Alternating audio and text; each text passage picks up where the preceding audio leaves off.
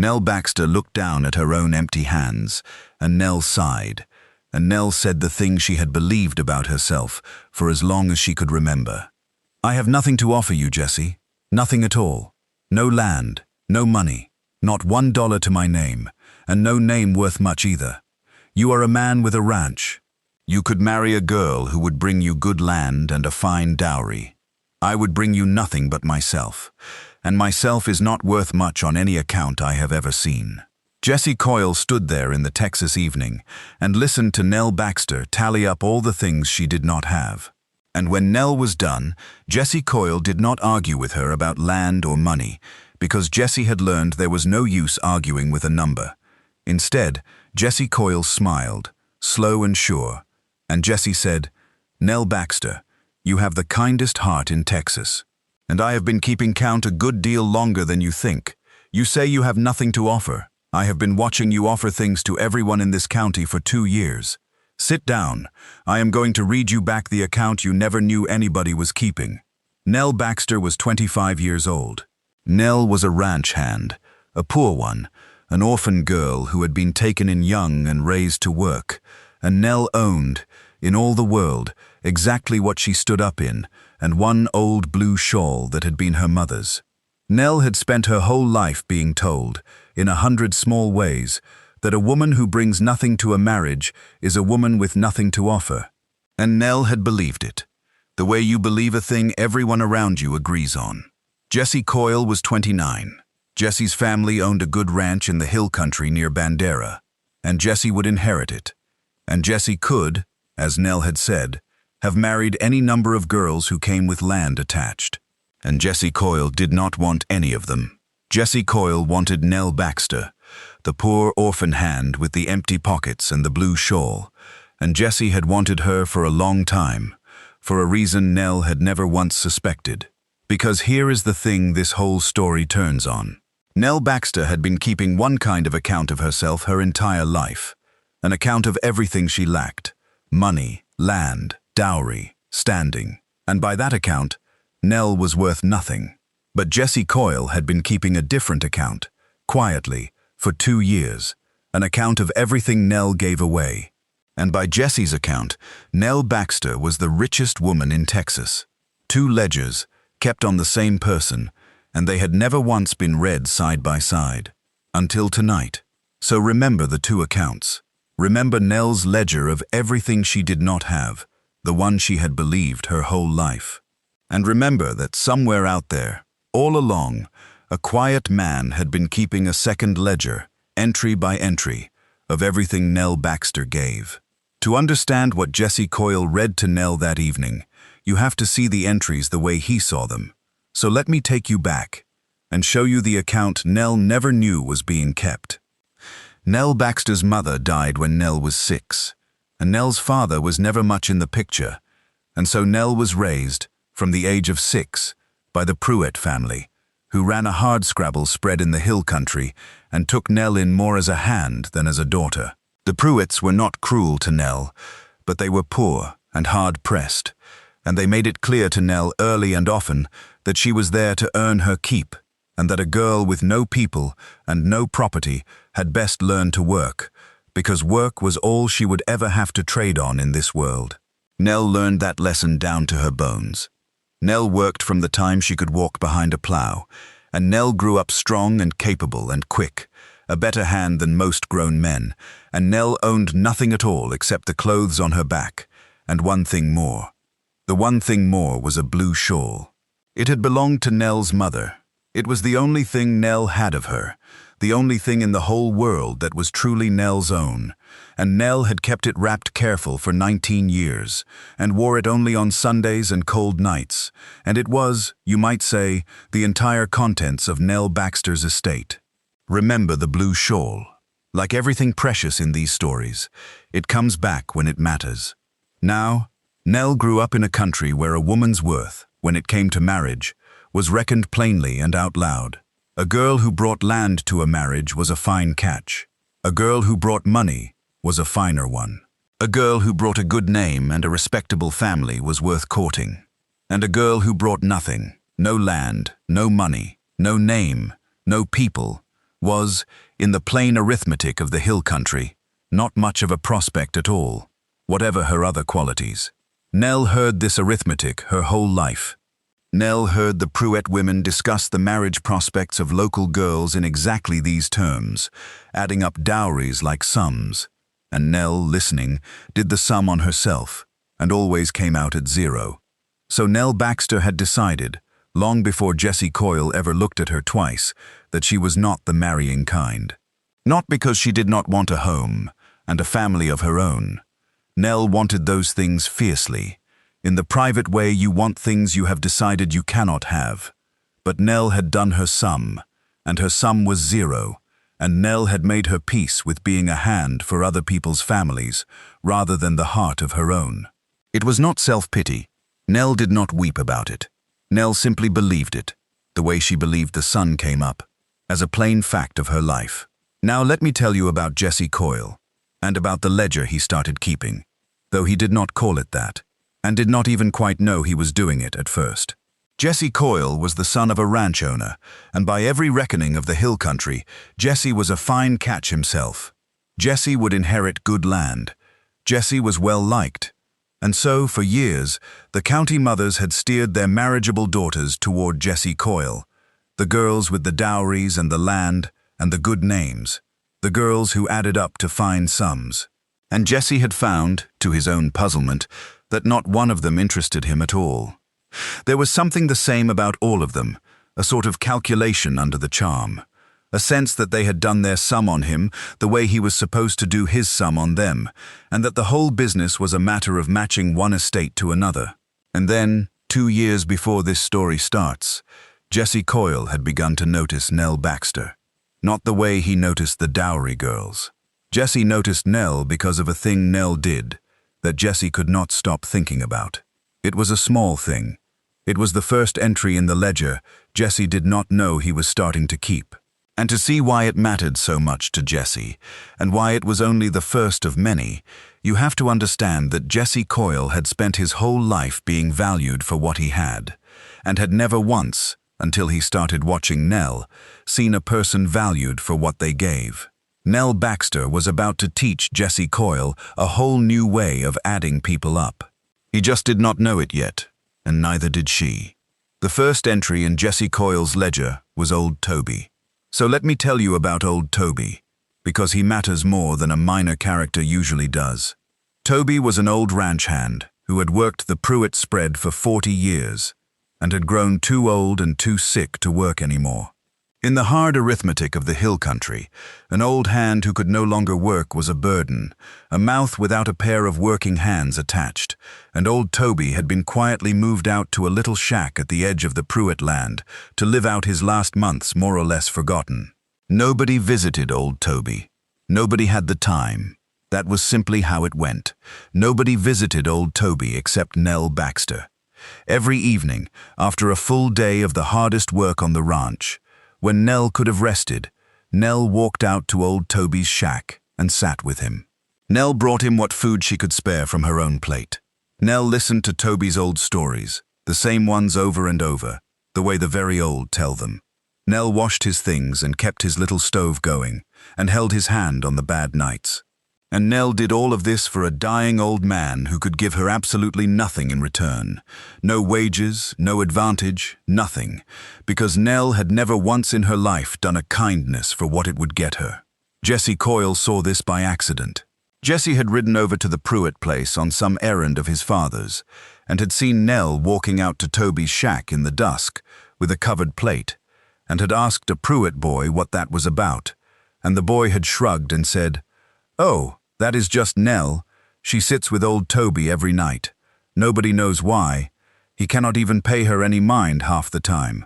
And Jessie Coyle had sat his horse and watched Nell Baxter carry her own supper out to a forgotten dying man, and something had turned over in Jessie's chest, and the ledger had begun, though Jessie would not have called it that. The second entry came a few weeks later. There was a family passing through the county, a poor family, worse off even than the Pruitts, a man and a wife and 3 thin children, in a broken-down wagon, heading west to something that probably would not be there when they arrived.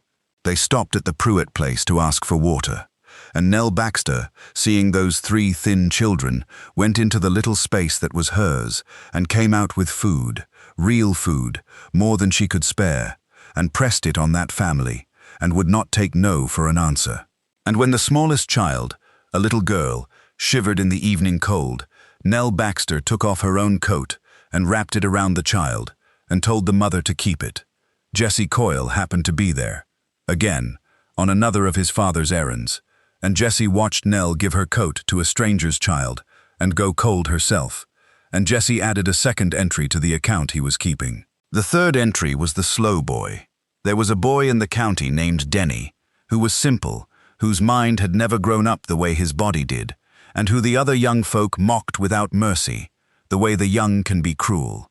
And Jesse had seen, more than once, Nell Baxter step between Denny and his tormentors, quiet and fierce, and take Denny under her wing at the church socials, and dance with him so he would not stand alone, and treat him with a plain kindness that asked nothing and expected nothing. Denny lit up like a lamp whenever Nell was near, because Nell Baxter was the one person in the county who treated Denny like a whole person, and Jesse Coyle saw it, and added a third entry, and a fourth, and a fifth, because once Jesse started watching, he saw that Nell did this kind of thing constantly, without thought, without display, as naturally as breathing.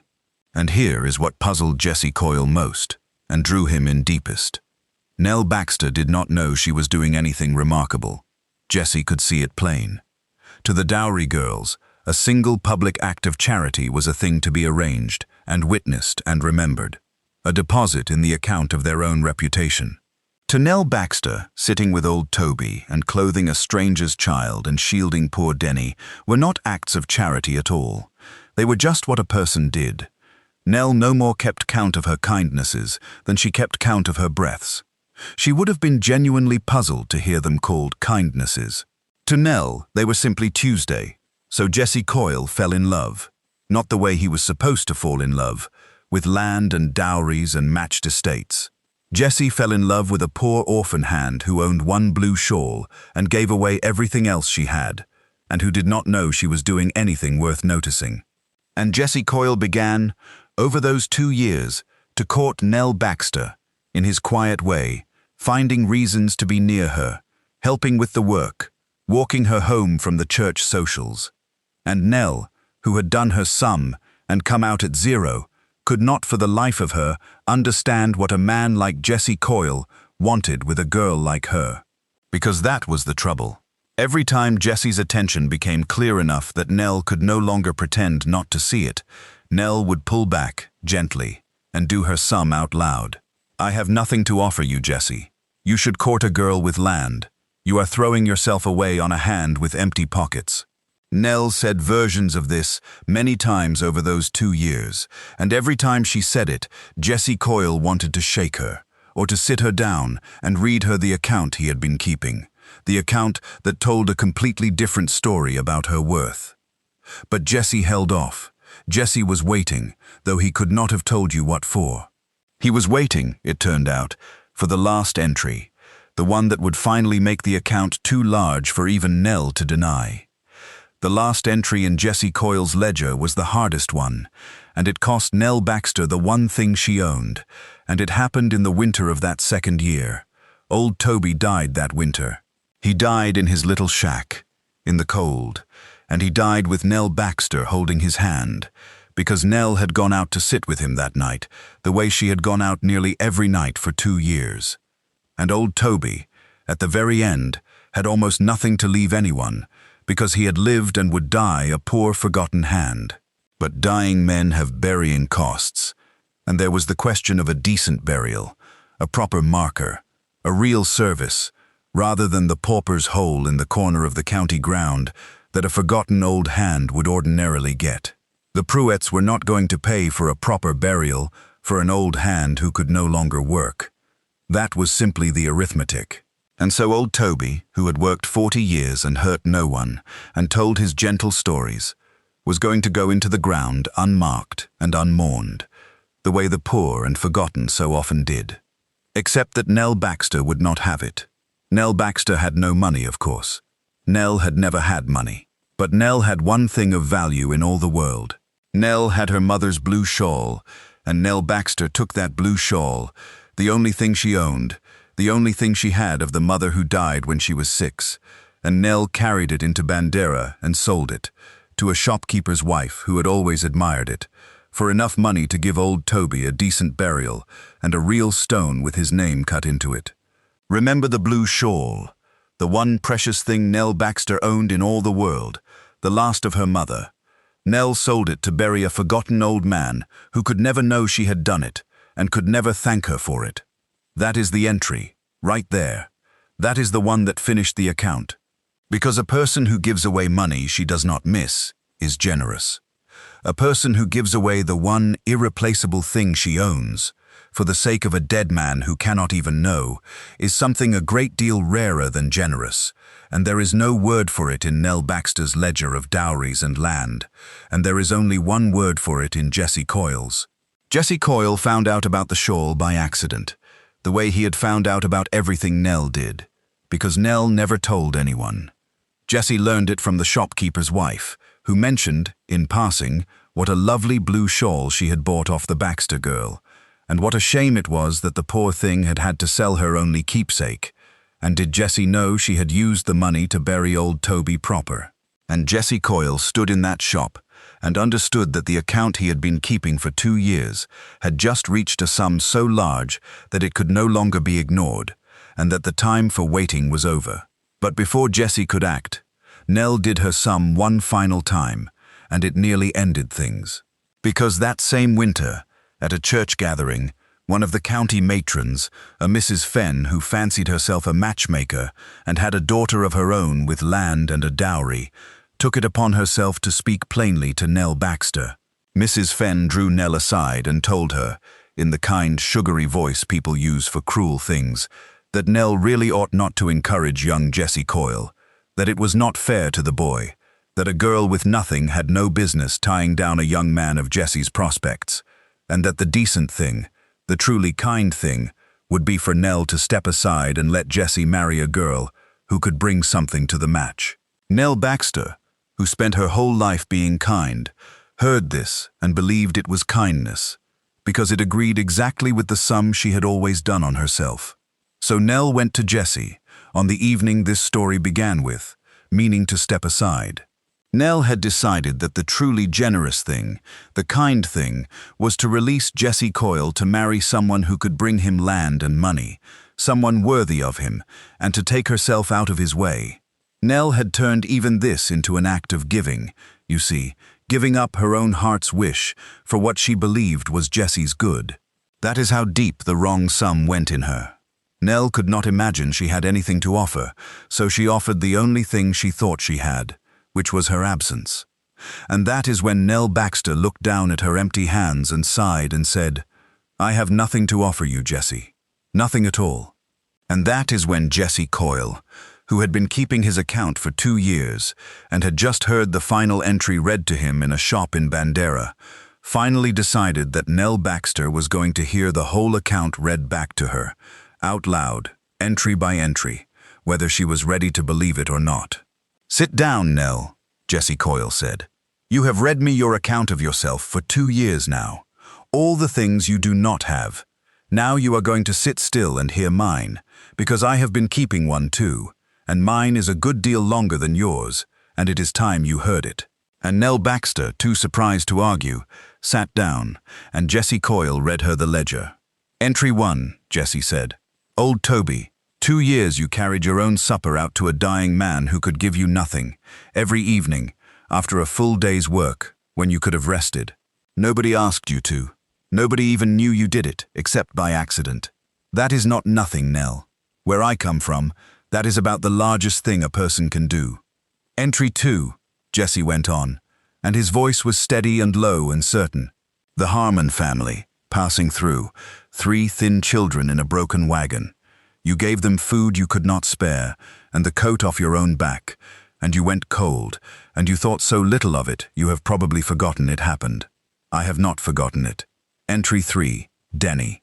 Every social for years, you have stood between that boy and the ones who mock him, and danced with him so he would not be alone, and treated him like a whole man when the whole county treated him like a joke. Do you know what that is worth, Nell? To Denny it is worth everything. To me it is worth more than any dowry in this county." Nell Baxter sat very still, and her eyes had begun to fill, because she had never once heard these things named out loud, and hearing them named was doing something to the sum she had carried her whole life. "And entry 4, Jessie said, softer now.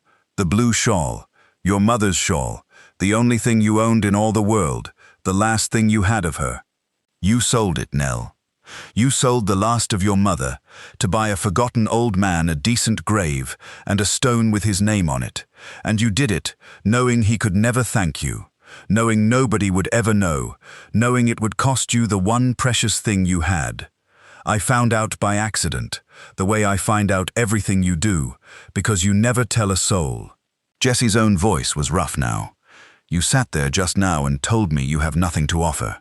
Nell Baxter, you have spent 2 years offering everything you have to everyone who needed it, and you have done it so quietly and so constantly that you cannot even see it. You have been rich this whole time. You just kept your account in the wrong column." Nell Baxter put her face in her hands, and for the first time in this whole story, Nell wept, because the sum she had carried her entire life, the sum that always came out at 0, was being torn up in front of her and rewritten, and it was almost more than she could bear. "But those things are nothing," Nell said, through her hands. "Those are just things a person does. Anybody would do them." "No, Nell," Jessie said, and he gently took her hands down from her face so she would look at him. "That is exactly the point. Anybody would not do them. Almost nobody does them. And you do them without even noticing, which is the rarest thing of all, because it means they come from something real in you and not from wanting credit. The county measures a bride by her land and her dowry and her name. It is a fool's measure, Nell. I have watched the girls with all 3, and there is nothing behind their eyes. And I have watched you, with none of it, give away your own coat, and your own supper, and your own mother's shawl, and I would not trade you for every ranch in Texas. You keep saying you have nothing to offer. Nell Baxter, you have the kindest heart in Texas, and a kind heart is the only fortune that never runs out and never lies. Marry me, not so I can save you, so I can spend my life keeping the only account of you that ever told the truth. And Nell Baxter, the orphan girl who had done her sum and come out at 0 every time for 25 years, looked at Jessie Coyle and finally, let herself believe a different number. It was the hardest thing she had ever done, harder than sitting with the dying, harder than selling the shawl, because it meant unlearning the one thing she had been most sure of, which was her own worthlessness. But Jessie had read the account so plainly, entry by entry, that even Nell could not argue with the sum. "Yes," Nell whispered. "Yes, Jessie, though I still do not half believe you." And Jessie Coyle said, "That is all right. I will read you the account every day until you do. I have got a lifetime of entries saved up, and I am adding new ones all the time." Nell Baxter married Jessie Coyle in the spring, in the little church near Bandera, and the whole county came, including Denny, who wept with happiness through the entire service, and including old Toby's grave, in a manner of speaking, because his good stone with his name on it stood in the churchyard where everyone could see it, bought with a blue shawl, a fact that a few people in that county knew and never forgot. And here is the thing Jessie Coyle did, quietly, before the wedding, because Jessie had learned his quiet ways from watching Nell. Jessie went to the shopkeeper's wife in Bandera, and Jessie bought back Nell's mother's blue shawl, and he paid a good deal more than it had sold for, and the shopkeeper's wife, who was not a bad woman, let it go gladly once she understood.